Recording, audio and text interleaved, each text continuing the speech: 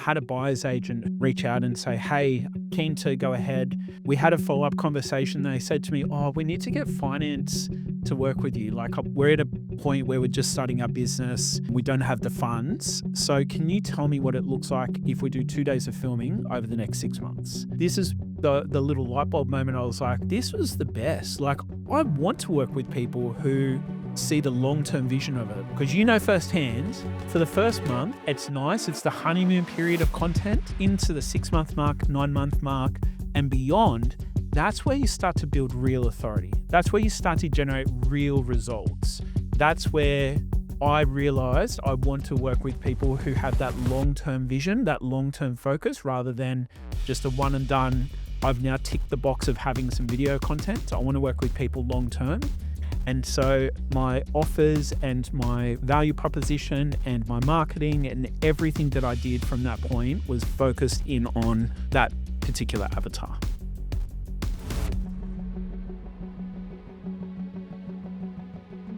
Hello. Hello.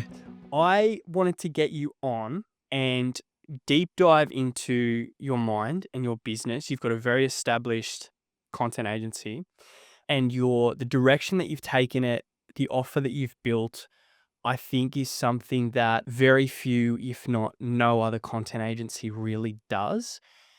And there's a few different paths I want to take, but before we do, tell me about your business. Yeah. And what you do. So first of all, thank you. Absolute pleasure to be here. So our big headline that you're referring to is that we create 6 months of video content and film it in 2 days. So when I say that headline, a lot of people's ears perk up. So, oh, cool. So you say that, like, yes, we save a lot of time through filming and batching and all the other things. But I think what I have been able to do really well is, create a system around who we do offer it to. So we don't typically work with e-commerce businesses, typically work with businesses who have a high value service. So be it a coach, a consultant, or someone who has a high value transaction involved, where it's important that they actually build a strong personal connection to their ideal client.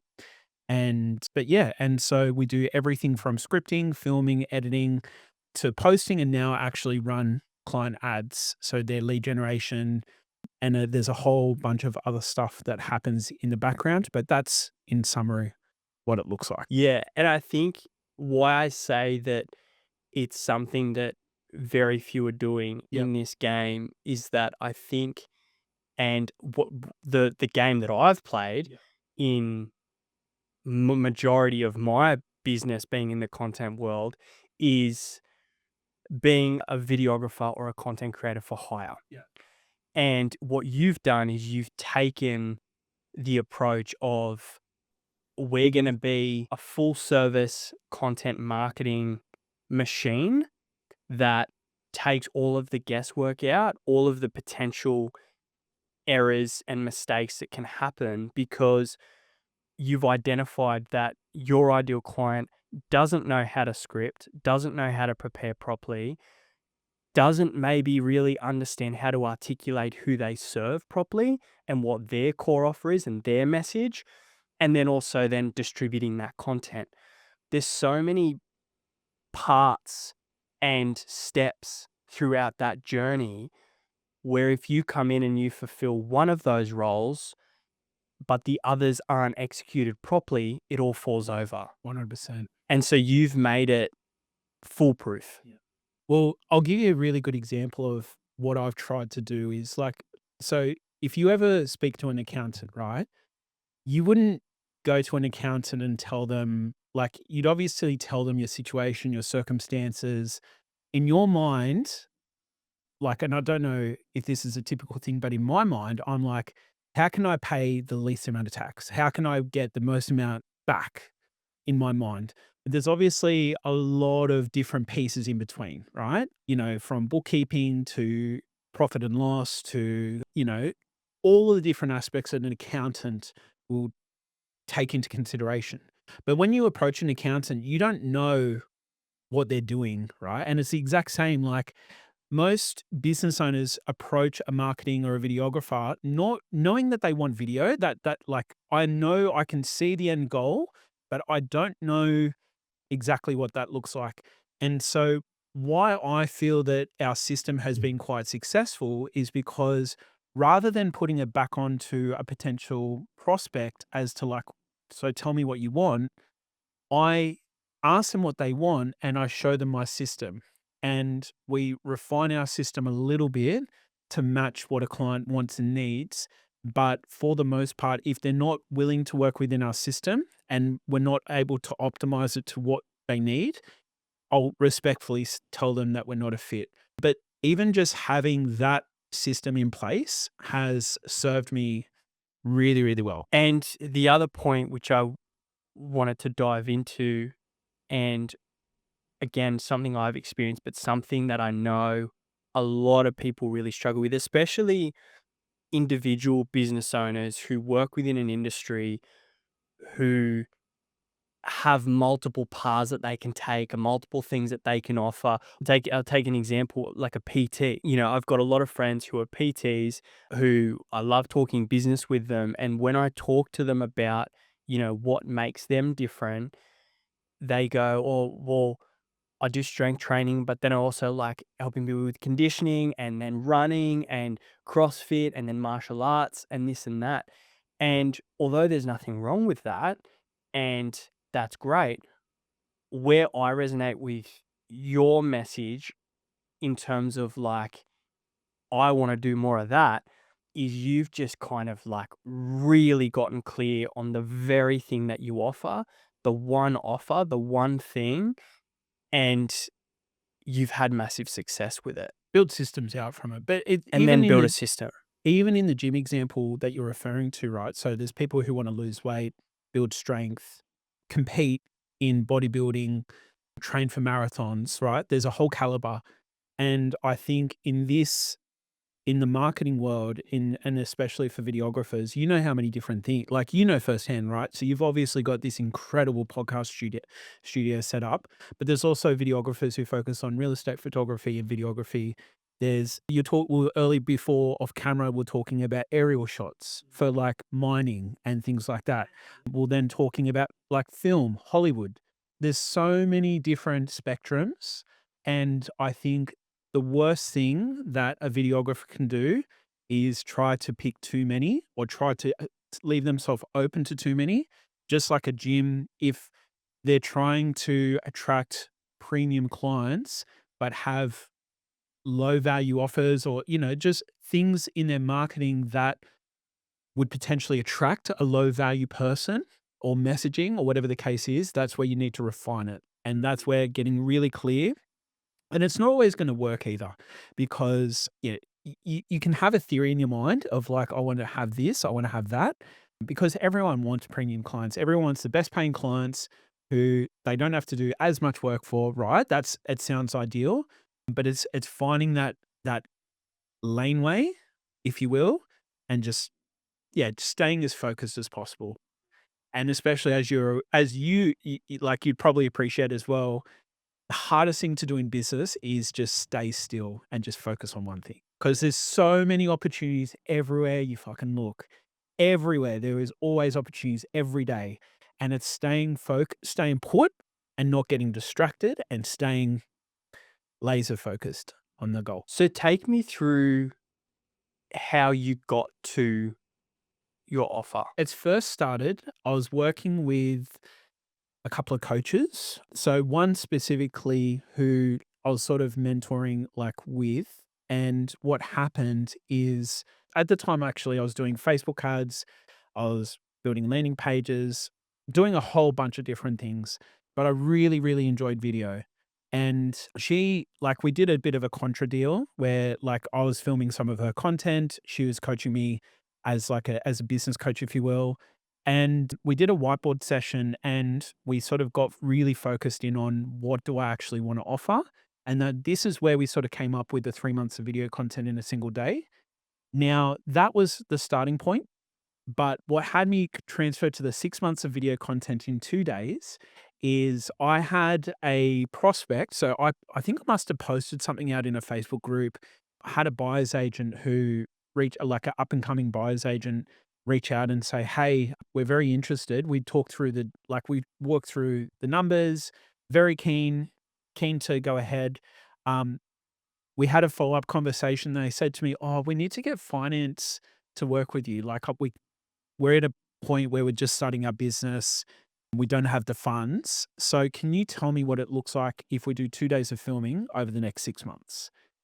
And from that point, this is the little light bulb moment. I was like, so we worked all the deal, and they said yes, and I was like, this was the best. Like, I want to work with people who see the long-term vision of it. Like, we're not just going to do a month of video content, because you know firsthand, right, as a videographer or as someone who's posting content on a client's behalf, like for the first month, it's sort of like it's nice. It's the honeymoon period of content month from into the 6-month mark, 9-month mark, and beyond. That's where you start to build real authority. That's where you start to generate real results, especially if you're doing it effectively. And that's where I realized I want to work with people who have that long-term vision, that long-term focus, rather than just a one and done. I've now ticked the box of having some video content. I want to work with people long-term.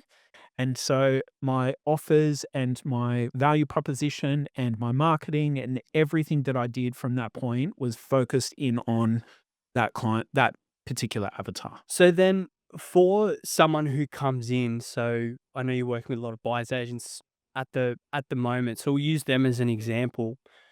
What does the process look like for you now? Like they come to you and they go, "Hey, we want to do it." Like what does their journey look like with you?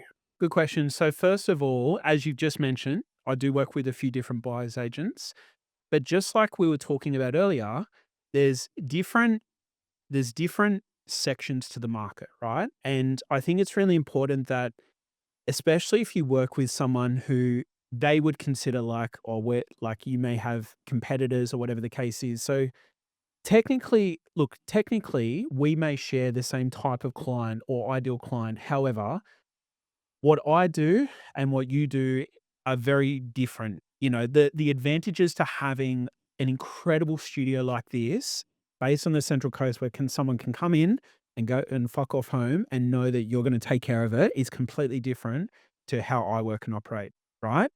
And so coming back to the question, the way that I work with a number of different people, even if they're in the same industry, is one individual is definitely not like their individual message and the way that they work and operate from a personal level is different, but also too, it's getting clear on what your offer is, right? Because if there was an issue with a competing offer, that's where I might like sort of say, look, I'm probably not the fit, or like we're already doing this. But it's also vetting someone and understanding, do I actually think I can help you? You know, and I'm in a very fortunate place where I still run ads and I still take sales calls and whatnot, but I'm almost at capacity with what I can take on anyway. So I'm in a very fortunate place where I don't have to take on everyone. Like I do very regularly have conversations where I say, look, I don't think I can help. And it's more to be the fact of like, a buyer's agent might start up and say to me, I want to be the biggest buyer's agent in Australia. Good luck. Like, you need to, like, I like to always refer to the story of Amazon. Amazon started selling books. Now they sell everything, right? How they got from books to selling everything and being so broad is their systems around books. They refined their system on like selling the best books, and then they slowly, like open up to now you can literally buy anything on Amazon, right? And it's the same as like if you're still in the early infancy of your business, in whether it's a buyer's agency, whether it's a mortgage broker, whether it's a coach or a consultant or whatever the case is, you need to define what makes you different, build a system around that, and then evolve from there. Mm, mm. So you're saying really just focus on one thing, because that's an interesting thing. I only noticed that this morning. There's a guy I follow, and he just started out recording himself doing jujitsu. He started jujitsu and he committed to doing 100 days of going and training, and that's all he did. Just every day, just posted that. Now, where I'm seeing him kind of transition into is he's like breaking down how he did that, and so he's evolving more into now that almost like authority kind of figure of a content creator, because he was able to build, I think maybe to like 15,000 followers or something like that in the 100 days. And so what you're saying is really, really just take one lane and then look to kind of branch out a little bit from there. Like to break it down even further, I started by just filming and editing. I wasn't posting content. And then when I realized that part of the process of having repeat business is being able to track the content, I started posting the content, right? So that I could track when are they due for the next film day? How do we make sure we've got a consistent schedule, right? Because obviously we both know that the content is a huge part consistency above and beyond just being seen, right? So there's that aspect. And then after the posting, it was sort of like the reporting. That's great. Now, like, what else? Like, let's run some ads, right? And so we've even got a client who we're now, his goal is he runs ads to generate followers with the intention of having an appointment setter engage those followers as soon as they follow, right? So he's got appointment setters behind the scenes engaging in conversations, but we've also got obviously companies who we're running ads for who are generating leads through a lead form into a calendar or whatever the case is, you know? And so, but all of that, like just one step at a time, just asking better questions, looking at your data as well. Like, you know, I'll give you a really good example. I've been through, like, especially during COVID, I had to, so being based here on the Central Coast, having clients in Melbourne and the Gold Coast, Sydney, etc.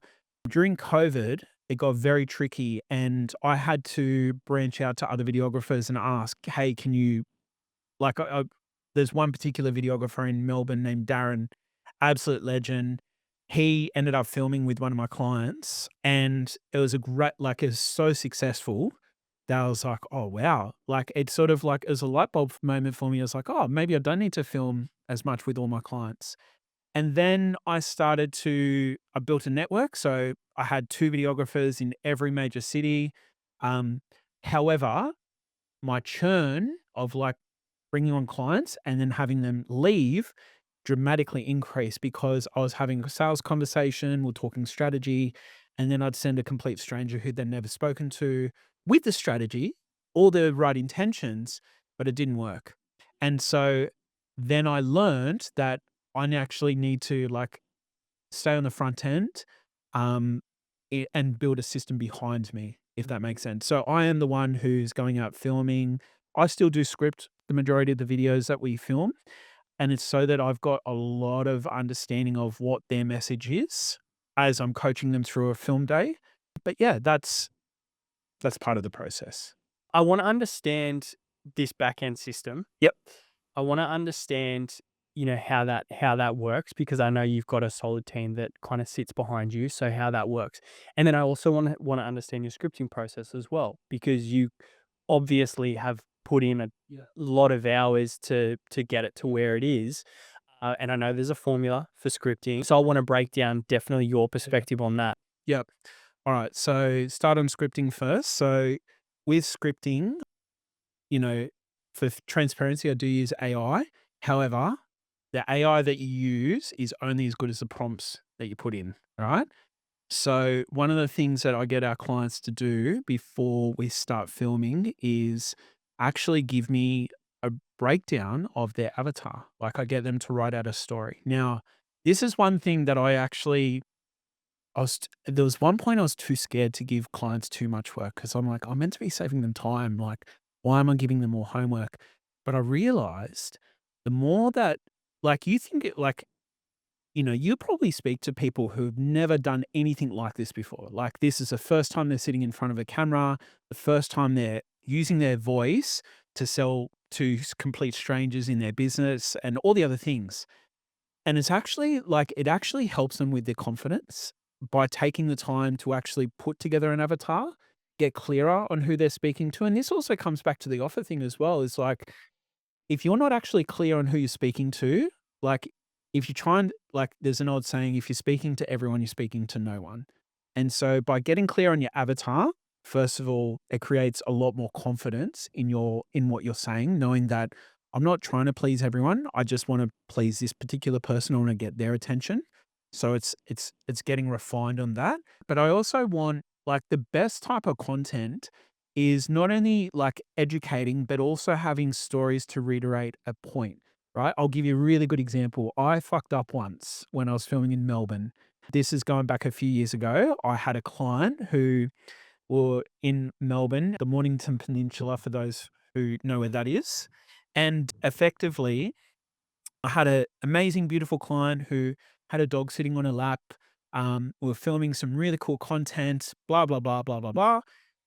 Get home, realize that the content or the footage, all I can hear is through the whole thing, right? And that happened because I wasn't wearing headphones whilst I was filming, right? Now, to this day, I will not do a film day without headphones. So that lesson happened as a result of that. And effectively, that is a really good example of a story of why I do something now, of what I do, but it also talks to the quality, and it also talks to the process, and it also talks to who I am as a person.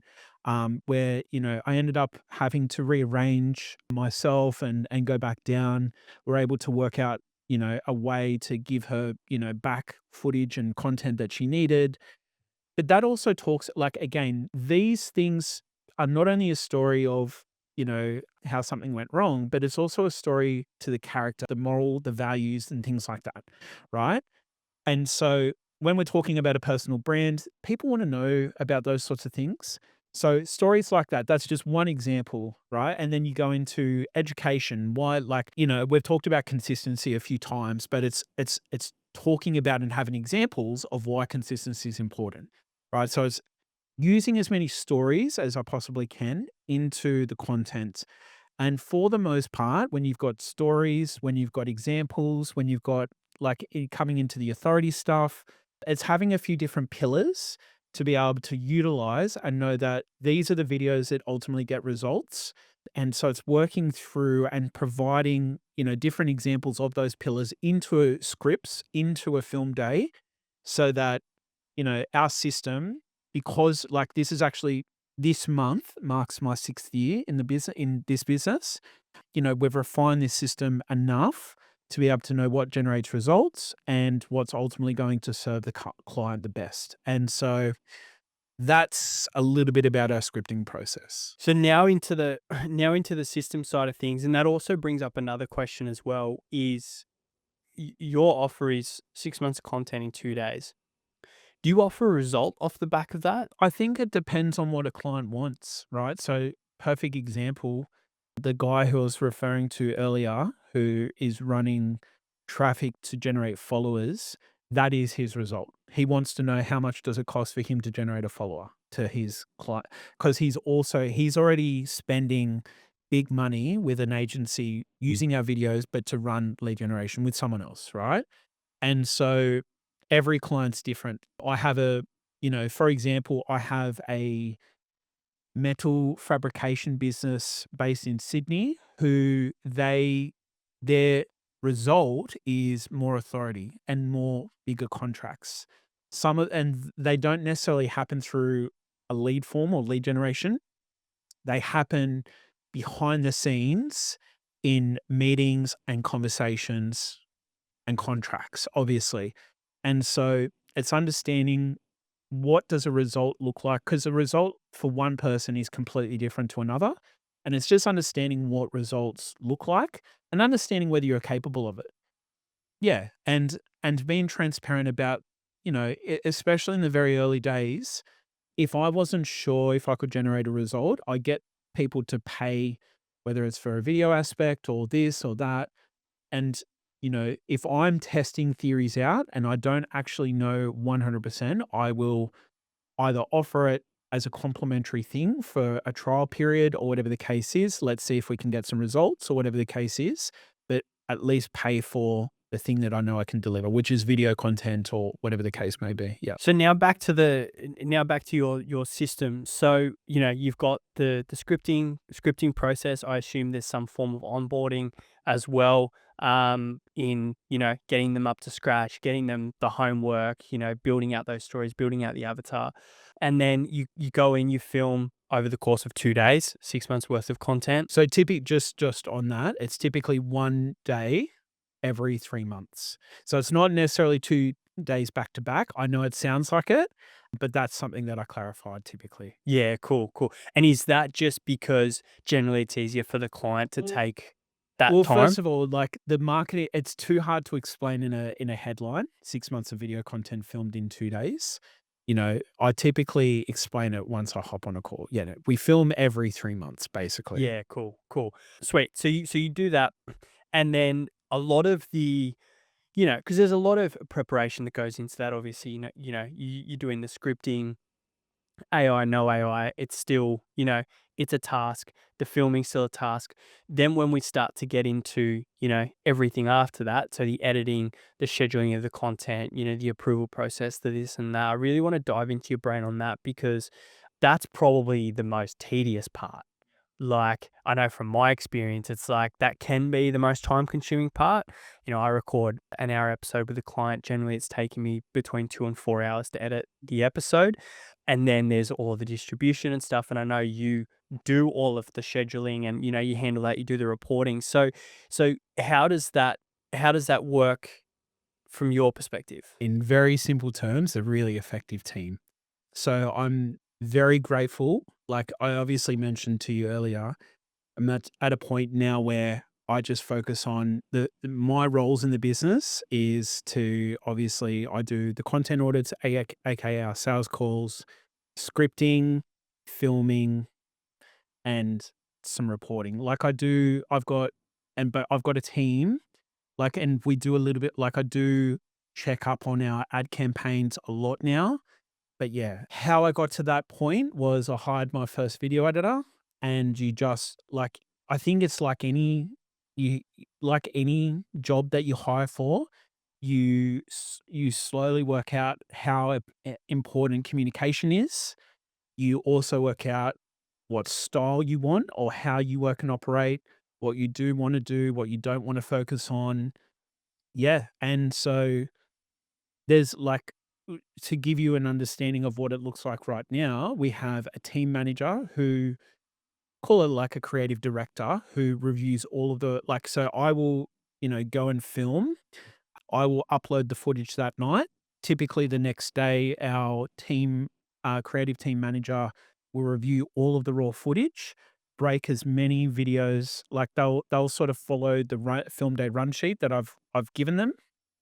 They'll, piece out the videos, let me know if I've missed anything, which I typically don't. But also tell me like how many videos we actually got from the film day. Then we do it in batches. So we'll have like a batch of like we'll do if it's a brand new client, we'll do a sample video just to make sure like our branding and all the other things are on point. But then we'll also do like a batch of 8 videos within the first 2 weeks so that within, 2 weeks of filming, we're ready to begin. Yeah. Yeah. And so it sounds very, very simple the way in when I explain it, but it is taken so long to be able to like blindly upload footage and just be able to see the quality that comes back. Like our team are incredible. And it all comes down to having honest conversations when you realize like it's there like the quality is thereabouts, but it needs more work and it's going to impact our timeframes and our deadlines. And it's like, yeah, it like has not been easy to build the team that I have, but goddamn, I am so happy that I have the team that I have. Yeah. Yeah. Yeah, and look, I mean, I can definitely vouch for that side, like, and, some of the growing pains that I'm experiencing is, that quality control, Yeah. the quality control, but also, like you said, the communication, because I think a lot of video editors, especially overseas and in general, virtual assistants, admin, across anything, not just creative, but probably in particular creative people or creative video editors, is they're so good at following instructions. So similar to AI, they're as good as your prompts, or Yeah, they're they're as as good good as your as your prompts, your yeah. your direction. But it's also like one tip that I would recommend is just trying to give them examples of what you want. Like if you can find a video that someone's published that meets or exceeds what you're looking for, it's a really good visual, for visual people anyway, that's a really good example. Yeah, that's a really good place to begin. But also, I think it just comes down to when I hire a video editor today, it is much different to the very first one that I ever hired. Like I know exactly what I'm looking for, not only from a skills point of view, but also a communication point of view, delivery point of view. There's so many different things that I can just immediately tell now that I wouldn't have been able to tell you even 3 years ago. But yeah. Yeah, yeah. Let's dive into the ad side of things, because there's another part of your process which you kind of spoke about, which is all the ads, but then also, the scheduling, and I assume that really comes down to you're getting access to your clients, all their social channels, and then you're just implementing a scheduling system through one of your team. So fun story. It's actually just my wife who publishes all the videos, and we don't actually have any scheduling software. Now, I would love anyone out there knows a scheduling platform that can publish to YouTube, Facebook, LinkedIn, Instagram, and TikTok, and not be concerned with how big a file is, the dimensions, and all the other bullshit. I'd love to know about it because we haven't found it as yet. Because there will be like one platform that it doesn't work for or something, and so we manually upload to YouTube, to Meta, to LinkedIn, to TikTok for every client. So it's a very tedious process, but has to be done. But yeah, yeah. And there's restrictions like, with TikTok, you can only schedule up to 10 days in advance as well. I think Meta might be 30 days. But that all plays into account when you wanna take time off, take leave, and things like that. You need to obviously be conscious of that, and then there's also other things where we're posting on Instagram, where someone wants to collaborate between a profile, like that you can't do through Meta. Like, you've actually gotta upload the video and send an invitation on a phone or a device, So every client is different. And then you're dealing with tech issues like Instagram. You can only have 5 profiles on a phone at any one time. And so it's just working through every individual client and trying to do your best. Yeah. So moving into the ad side of things, and this is something that I really want to break down, because I think it's definitely something that I want to implement a lot more of. It's where you found a lot of your success, even before you and I even met online or anything. I was seeing your ads. In your experience, what makes a really effective ad? Great question. 2 things: a solid offer and clear communication to that offer. I think just like, before we were talking about the hungry crowd, like the Alex Hormozi hot dog stand, hungry crowd, the difference between a hot dog stand in a food mall like a Westfields in comparison to outside a course stadium on grand final night or state of origin night, right? There's a significant difference to the crowd, how hungry they are, and all the other things for your service. And you don't even have to have a good thing, right? That is a really good example where I think in today's day and age, there are a lot of agencies out there, like digital marketing agencies, who are doing their absolute best to try and get their clients to film their own ads and film their own content and all the other things. And you're dealing with people who either don't want to do it or are struggling to do it, where I genuinely believe I believe the advantage is to be able to go to someone, implement a strategy, and then implement it on the ad side. I truly believe there is a significant advantage. Like, you can put a really nice script together, but when you have you've got the best of for example, prior to having like videographers and all the other things, a typical business would go to TV, right? Before social media, they would go to TV, they'd go to a production company, film all the ads and all the other things, and then post there. Now, in today's day and age, people can just film their own stuff and it still works. But again, when you're dealing with a business who's either running ads for the first time or wants that particular quality element, there is a significant advantage in having a very strong offer that's directed directly to a target audience and having the clarity of that message, not only in the script, but also the presentation, the body language, and all the other things that you can control when you're filming. And that, I believe, is my advantage when it comes to creating content for ads. Yeah. And I can again vouch for that. I had it was a business I worked for, Yep. and we engaged a marketing agency for a funnel for a coaching offer. And the coaching offer itself was still it wasn't in its infancy stages, but it needed work. And but this funnel was going to a free call. So it was a pretty low resistance offer. The upsell was high ticket, but we went through this marketing agency and they put like a full plan together. They gave us because I had all the experience in funnel building, video, and I could like fill in the gaps a little bit. And they gave us this script for this VSL. They gave us ad scripts as well. And it was out of the box, it was ready to go. But they didn't understand the guy who was in the videos. They didn't understand his personality. They didn't understand how he operated. They didn't understand what he liked to do. And so when we got these scripts, it took us forever to record them because he hates working off scripts. Absolutely hates it. And when he does, he just is a completely different person. Not charismatic, not personable. He's a very personable, charismatic guy, but as soon as a script comes on and he has to read from it, just completely changes personality.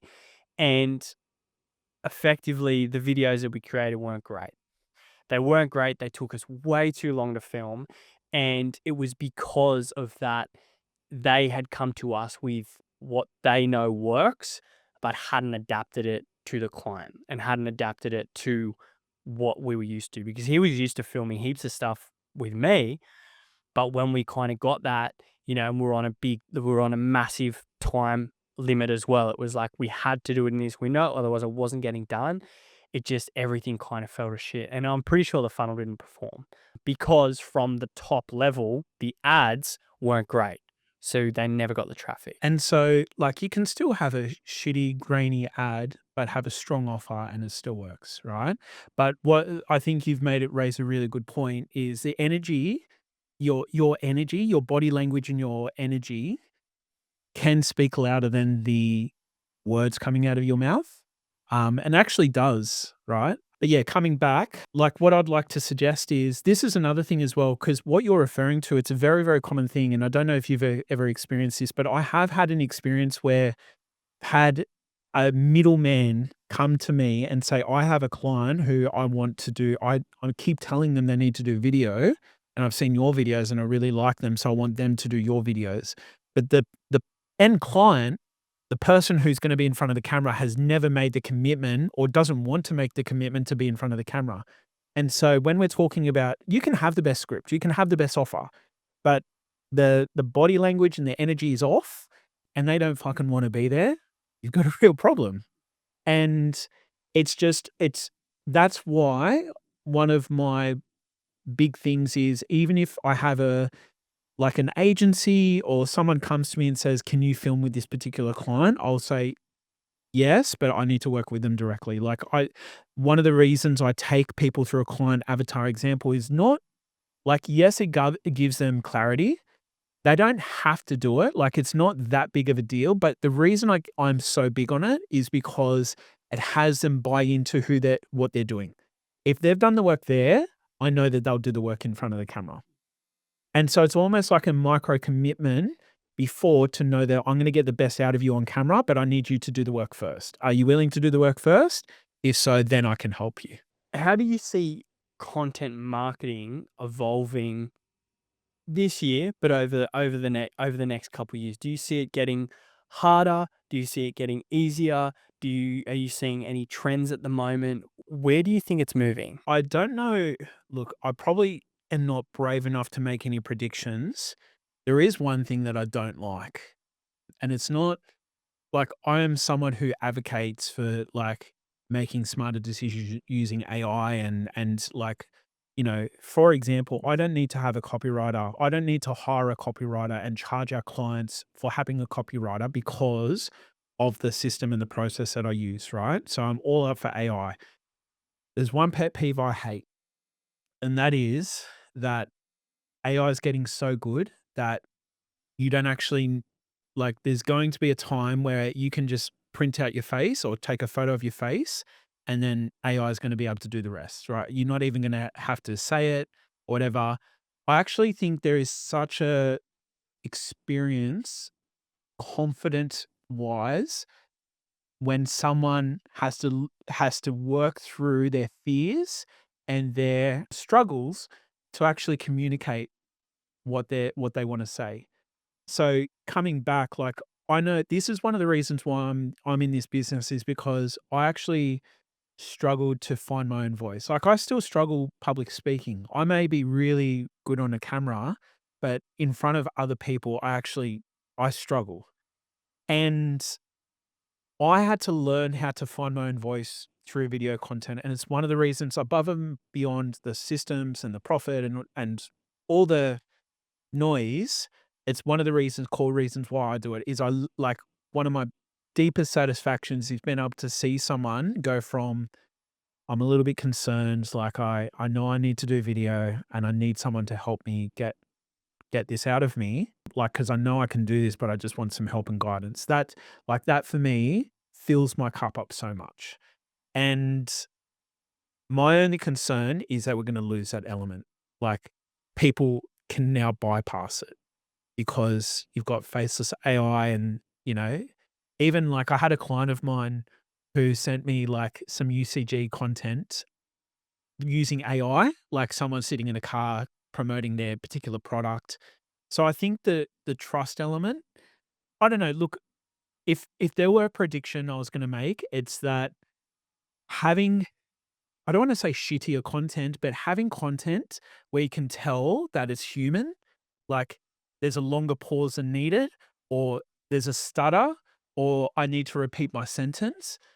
That trust is actually, I actually feel it's going to be a piece that you want to keep in your content to show how authentic it is and to show how real you are wanting to speak to your ideal audience. That's probably the only thing. I think there is an advantage to people who are willing to go down that path and be vulnerable and make it happen. Yeah, it's almost the exact same answer that another friend of mine who's a video guy said to me, the serendipity, the moments that weren't meant to happen that make it unique, not perfect, Yeah. but real and authentic and and connectable, like, for lack of a better I term. was literally filming in Melbourne last week and I had a buyer's agent who was sharing a story through a script that we'd written for him about having a stutter when he was younger.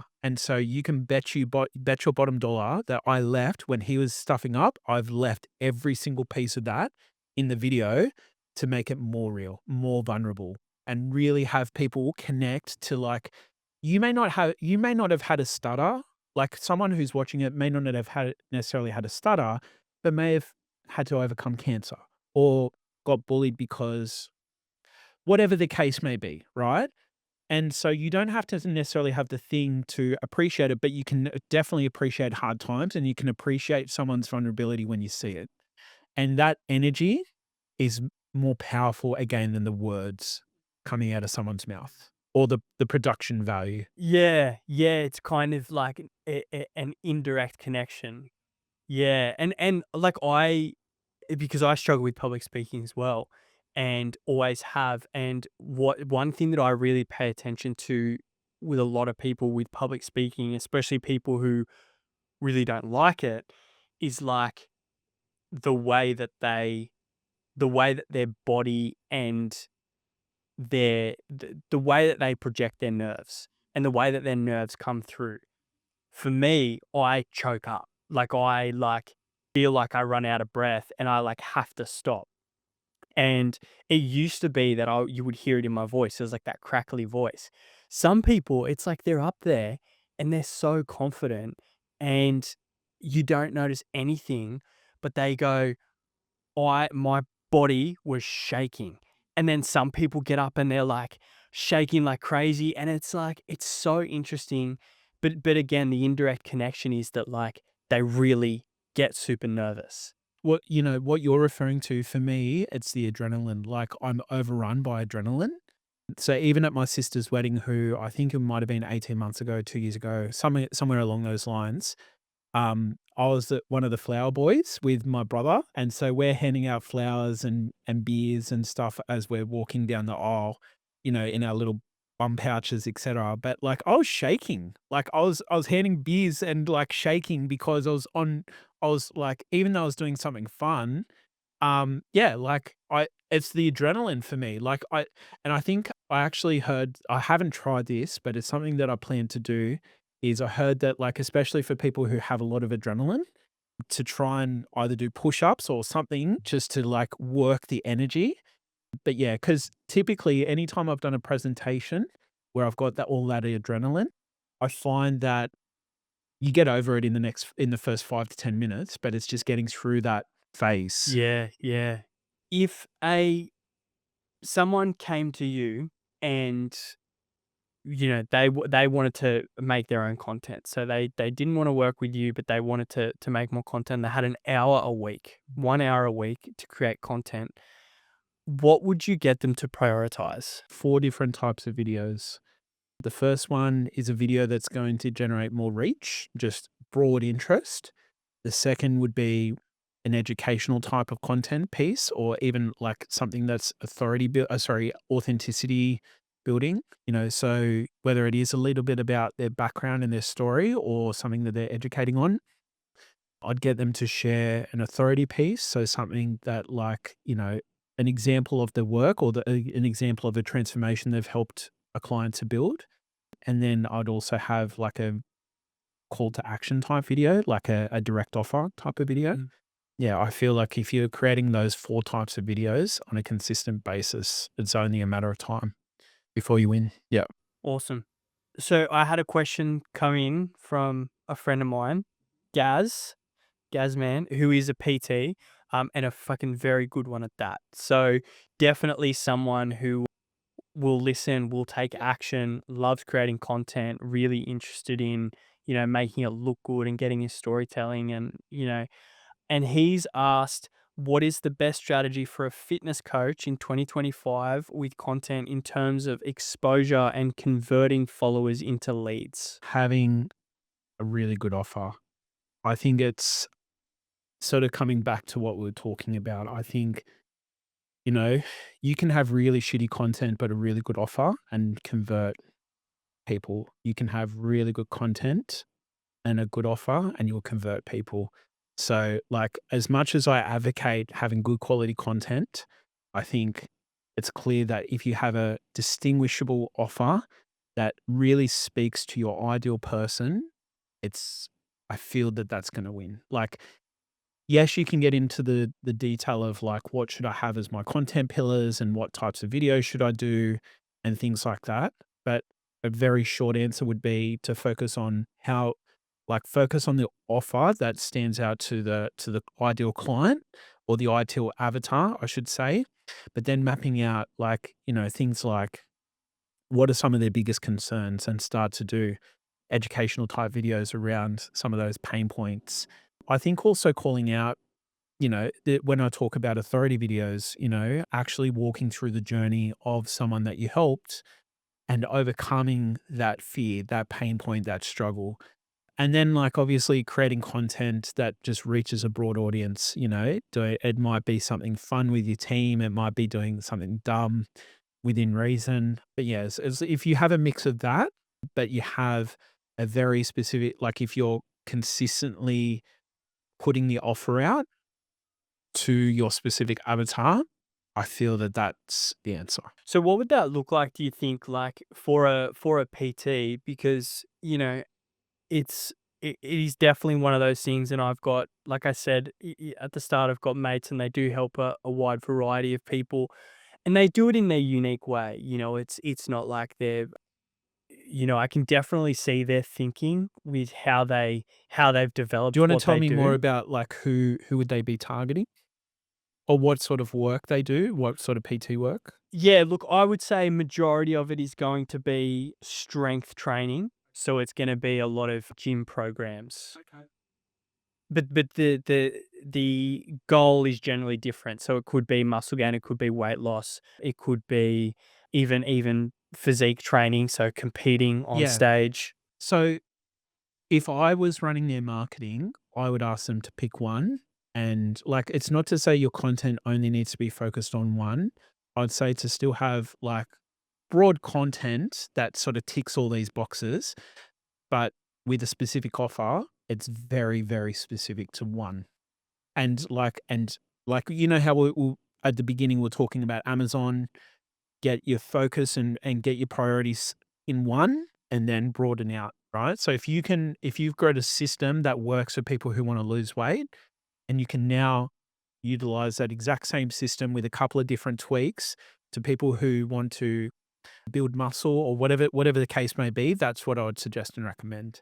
But getting very clear on the point, it's not to say across all of your content, but it's understanding again that there's going to be certain pieces that need to really stand out to a specific offer and to a specific type of clientele. That's what I would suggest. Yeah. Yep. Awesome. Mate, thank you. Thank you. I've deep dived into your brain. I feel like there's a part two that can happen there for sure. But yeah, so much value in that. So I appreciate it a lot. No worries. Thanks for having me.